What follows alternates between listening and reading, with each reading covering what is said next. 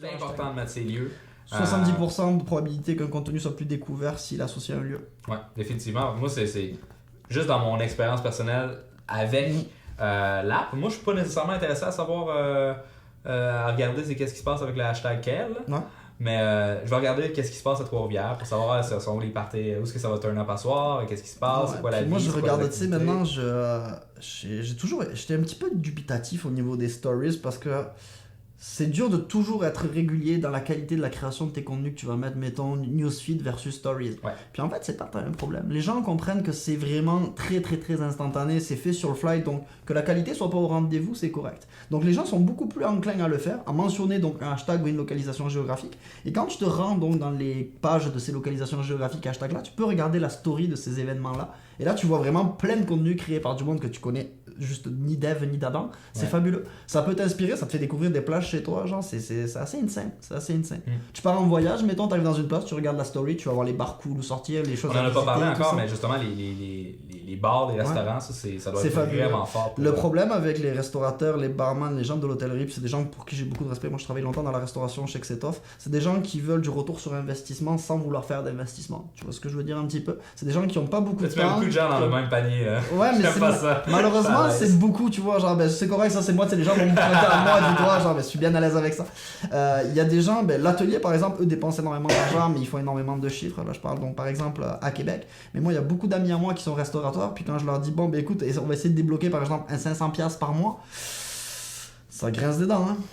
Ça me grince vraiment des dents. Puis c'est genre 500$ par mois ou 1000$ par mois, je veux dire, c'est fait. Et pour genre quelque chose qui est full clé en main. Donc en fait, tout ce qui me donne, c'est de l'argent. C'est pas tant, entre guillemets, du temps ou de ses compétences. Hein. Donc c'est dommage parce que c'est des gens qui auraient énormément de potentiel sur Instagram, mais ils le font pas super bien. À Montréal, il y en a beaucoup de commerces qui utilisent Instagram. Beaucoup. Puis moi, il y a beaucoup de commerces où je vais à Montréal parce qu'ils m'approchent sur Instagram. C'est aussi con que ça. Donc, s'il vous plaît, restaurateur, barman, bar, hôtel, essayez quoi. Essayez. Parce que ce qui est le fun, surtout avec les restaurants, c'est que mettons que t'as du super beau matériel, généralement tu fais de la bouffe. Mais c'est ça, mettons que je veux savoir où ce que je veux manger. Ah ouais. Hein, je vais aller regarder sur sa page Instagram, puis s'il y a plein de belles photos de bouffe que tu fais comme oh my god, je veux aller là, mais c'est sûr qu'à 100% qu'ils vont me closer de cette façon-là. Ok, fait que je vais juste faire un récapitulatif de tout ce qu'on a parlé. On a parlé de beaucoup de choses. On a parlé. Oh my god, on a commencé avec.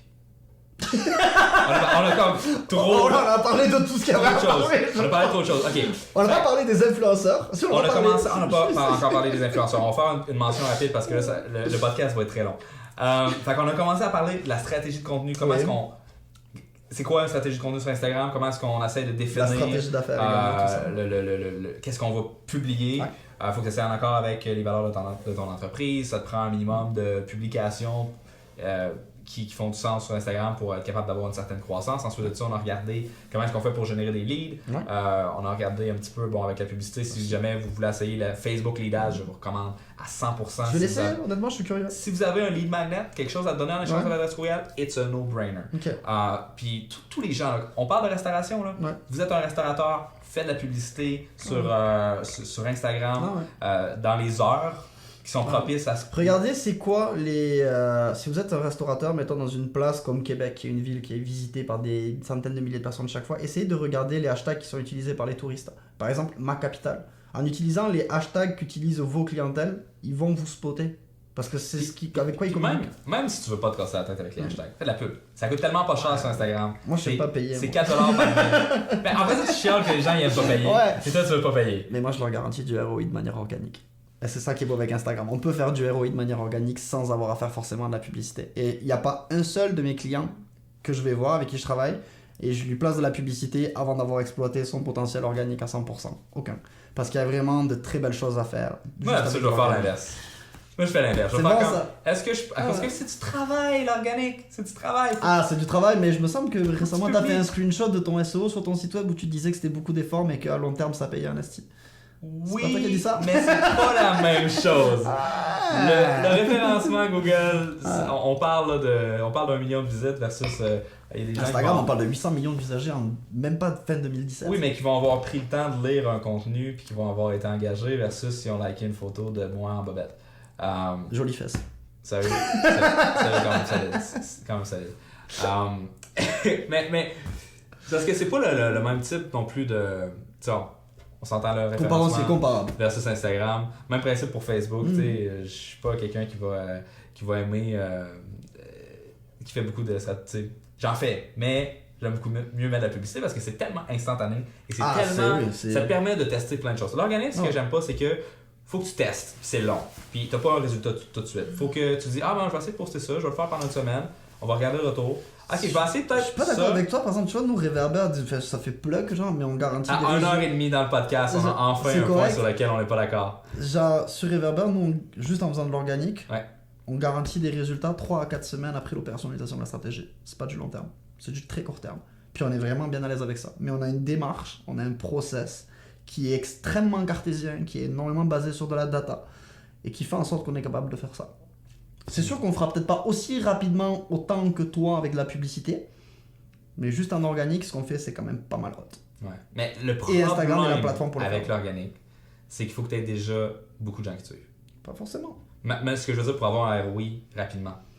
Parce que mettons là, que moi je sais pas, j'ai un blog où je vends des formations sur la nutrition, j'ai 300 personnes qui me suivent sur Instagram.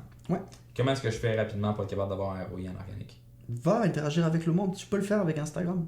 Va interagir avec le monde. Attends pas que le monde interagisse avec toi. Sois proactif, va interagir avec eux, va interagir avec ta clientèle cible.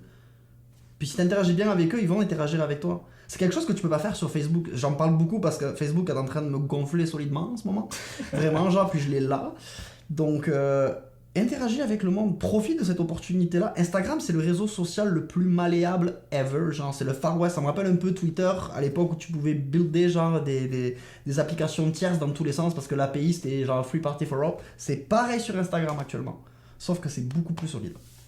Fait que toi, quand tu dis « va interagir avec les gens », tu veux dire « va commenter leur contenu, va aller liker leurs choses, va leur parler en DM ». Ouais. Nous, dis-toi, genre... Mais c'est long. Non, c'est quand c'est pas toi qui le fais, quand c'est un automation, que tu t'en fous que ce soit. Ok, fait tu l'automatises. Dans certains cas, oui, dans d'autres, non. Tu peux pas faire de généralité sur ça. Mais oui, une grosse partie peut être automatisée, puis ça aide énormément. On va pas se le cacher, bien sûr. Mais encore une fois, les gens ont du mal parfois à comprendre comment utiliser un réseau social parce qu'ils sont formatés à l'utiliser selon ce qu'ils ont lu, mettons, dans un blog, entre guillemets, random, ou ce qu'ils ont vu dans une formation, entre guillemets, pas plate, mais conventionnelle. Essayez de think outside the box, comme disait un certain monsieur. Je crois que c'est Steve Jobs qui disait ça, je sais pas, bref, whatever. Essayez de vous approprier l'outil selon vous, selon votre contexte à vous, selon vos besoins d'affaires à vous. Genre. L'outil est jamais bon ou mauvais, c'est la personne qui l'utilise et la façon dont il est utilisé, cet outil, qui va faire en sorte qu'il marche ou qu'il marche pas. Genre. Si tu veux essayer de creuser un trou avec un marteau, bon courage, boy. Avec une pelle, t'auras plus de chance. Ouais. Tu risques de te rendre pareil.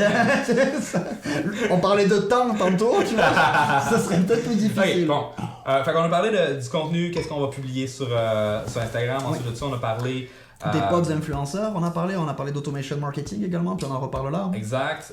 Pour être capable de faire grossir ton compte, avec l'automation marketing, on fait des likes, on fait des follow. Les commentaires, on en a pas parlé. C'est pas quelque chose que avec lequel j'ai essayé de me mouiller. Moi, j'ai un très bon exemple pour les commentaires. Mais justement, dans l'industrie touristique, je peux pas donner la marque encore une fois parce que j'ai pas le droit de la mentionner.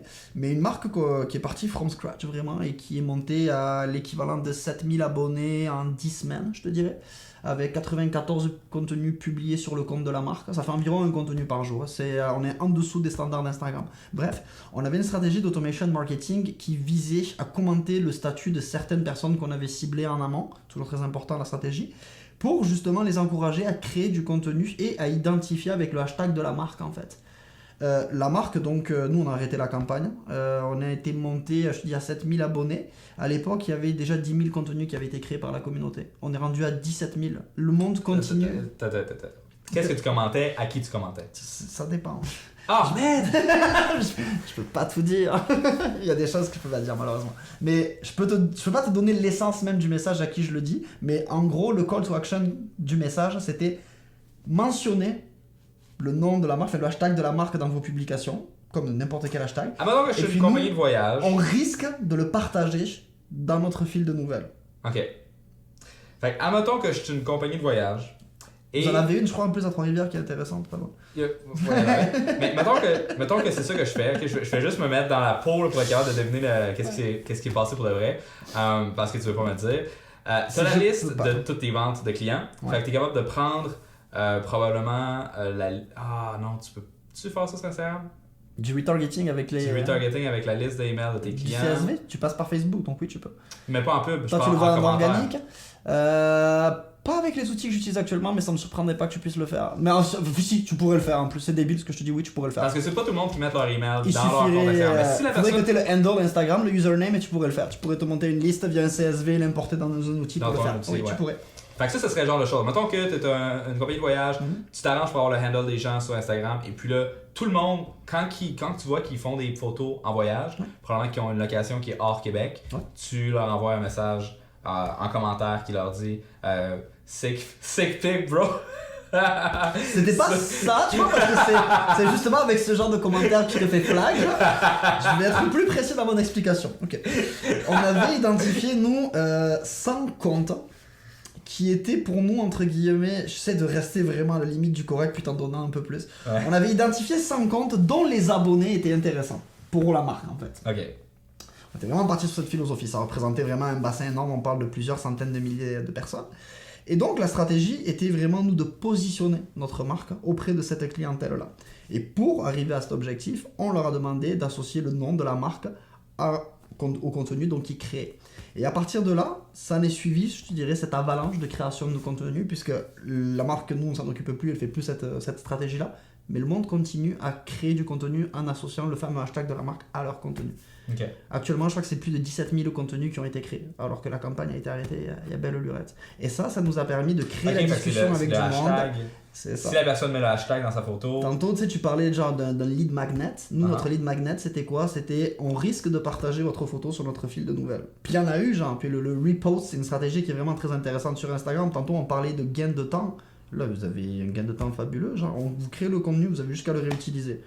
Donc, en termes de création de contenu, c'est 0. Puis en plus, tu remercies un de tes ambassadeurs ou un de tes clients pour avoir créé ce contenu en l'affichant sur ta ligne éditoriale à toi.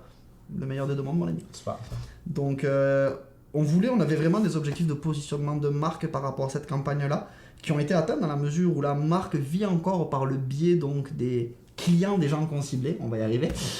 Et surtout, ce qui est très très intéressant, c'est qu'on a pu développer des belles relations avec certains, mettons, gros photographes qui identifiaient donc la marque dans leurs photos et ils allaient donc demander des accréditations genre de notre entreprise pour aller genre faire des shootings photos à droite ou à gauche et nous céder les droits photos pour qu'on puisse encore les partager. Donc c'était très intéressant et juste en se basant sur du commentaire automatisé. Ça c'est cool ça c'est très cool parce que les commentaires automatisés. Tu sais, j'ai dit cool story, bro, cool pic, sick pic, ou genre des affaires comme ça, à cause que justement, il y a des gens qui ont fait cette stratégie-là. Si vous êtes sur Instagram là, et que vous faites le moindrement d'automation, c'est sûr à 100% que vous le voyez. Les plateformes vous les suggèrent au début. Hein. Je me rappelle d'Instagram, au début, ils te donnaient une liste de 10 commentaires, genre le cool story, bro, il y avait le petit truc comme ça. Non, puis c'est pas. Puis le problème, c'est que tout le monde les utilise. Il y a plein de monde qui utilise les commentaires par défaut, donc au final, quand tu fais ça, tu sais quoi.